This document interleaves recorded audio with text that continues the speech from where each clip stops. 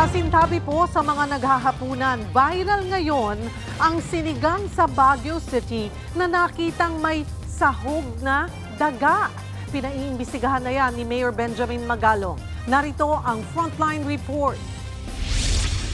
Ngayong tag-ulan, aminin, isa sa mga pinakamasarap na gawin ay ang humigop ng maasim, mainit at nakaka-comfort na sinigang. Pero paano kung habang humihigop ka ng sabaw biglang may nakatitig sa'yong hindi hipon, hindi rin baboy, kundi daga?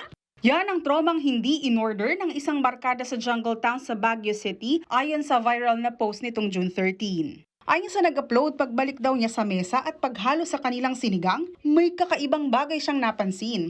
At nang tingnang maigi, napasigaw na lang daw sila at napamura pa ang isa nilang kasamahan. Biglang nagkagulo ang buong mesa. At ang mas masakit, nakahigop na raw sila ng sabaw. Parang imbis na asim ng sampalok, trauma ang naging aftertaste.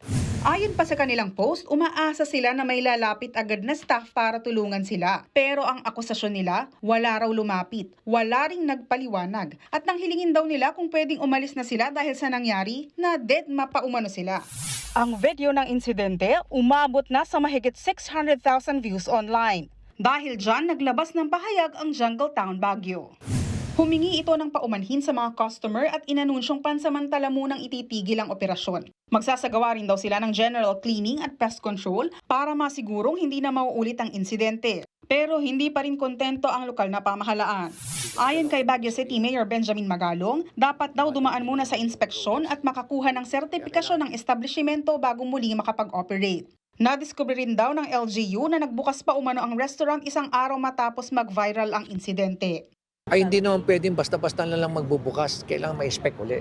Sinabi naman sa akin na nagsara isinara. Kailangan talaga magkaroon ng certification na talagang malinis na siya. Ipapa-inspect ko uli kagad ngayon. At bibigyan ko uli ng sanction yun.